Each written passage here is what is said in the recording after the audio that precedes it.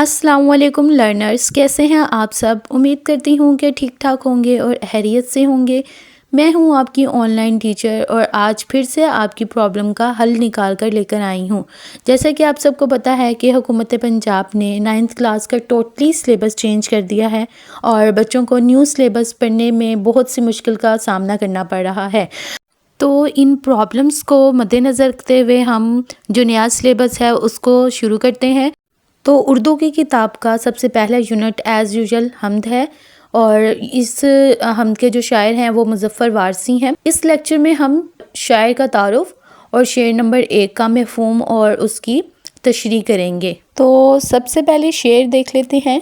شعر ہے: یہ زمین یہ فلک ان سے آگے تلک، جتنی دنیائیں ہیں سب میں تیری جھلک، سب سے لیکن جدا اے خدا اے خدا۔ اس حمد کے شاعر مظفر وارثی ہیں اور مظفر وارثی اردو کے ایک مشہور شاعر، نعت گو، نقاد اور گیت کار تھے۔ ان کا اصل نام محمد مظفر الدین احمد تھا، لیکن وہ ادبی دنیا میں مظفر وارثی کے نام سے مشہور ہوئے۔ وہ 23 دسمبر 1933 کو میرٹھ، برطانوی ہندوستان میں پیدا ہوئے اور 28 جنوری 2011 کو لاہور میں وفات پا گئے۔ مظفر وارثی بنیادی طور پر ایک نعت گو شاعر کے طور پر جانے جاتے ہیں، لیکن انہوں نے غزل، نظم اور گیت میں بھی اپنا لوہا منوایا۔ ان کی شاعری میں سادگی، روانی اور گہرائی پائی جاتی ہے۔ انہوں نے کئی مشہور نعتیں اور گیت لکھے جو آج بھی لوگوں کے دلوں میں زندہ ہیں۔ مظفر وارثی کی مشہور نعتوں میں سے ایک ہے: کعبہ کی رونق کعبہ کا منظر، اللہ اکبر اللہ اکبر۔ اور ہم سب میں سے بہت سے لوگوں نے اس نعت کو بہت دفعہ سنا ہوگا کیونکہ یہ ان کی ایک بہت مشہور نعت ہے۔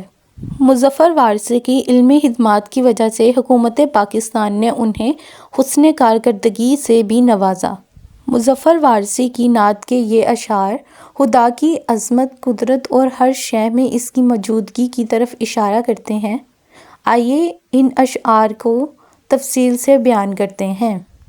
تو ڈیئر لرنر، اس حمد کا سب سے پہلا مصرع ہے: یہ زمین یہ فلک ان سے آگے تلک۔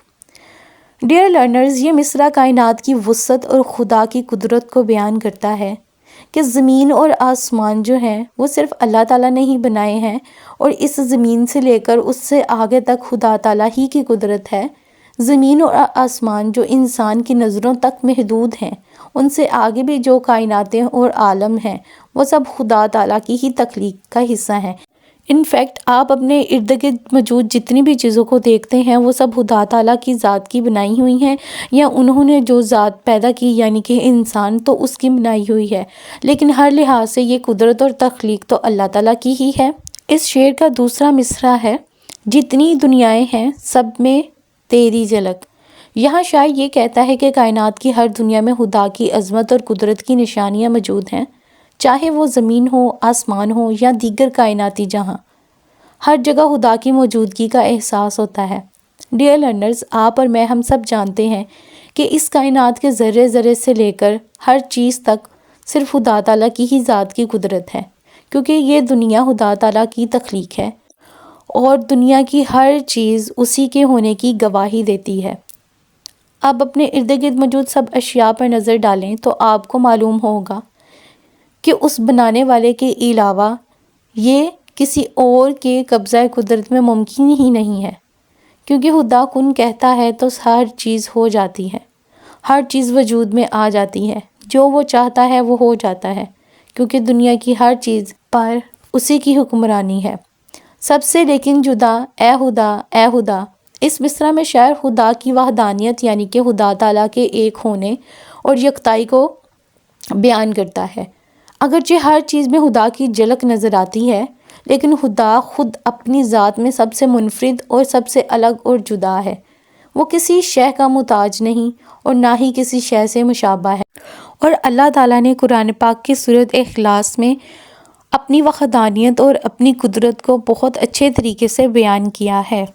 ڈیئر لرنرز، یہ ہم بہت آسان الفاظ میں تقریر کی گئی ہے اور میں نے اس کو بہت اچھے اور سادہ الفاظ میں سمجھانے کی کوشش بھی کی ہے۔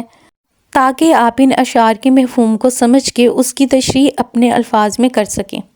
ڈیئر لرنرز، یہ تو ہو گئی تھی اس شعر کی تشریح۔ اب اس شعر کی تشریح میں ایڈ کرنے کے لیے یہاں کچھ اشعار بھی میں نے شامل کیے ہیں تاکہ آپ اپنی تشریح کو اور خوبصورت اور اٹریکٹیو بنا سکیں۔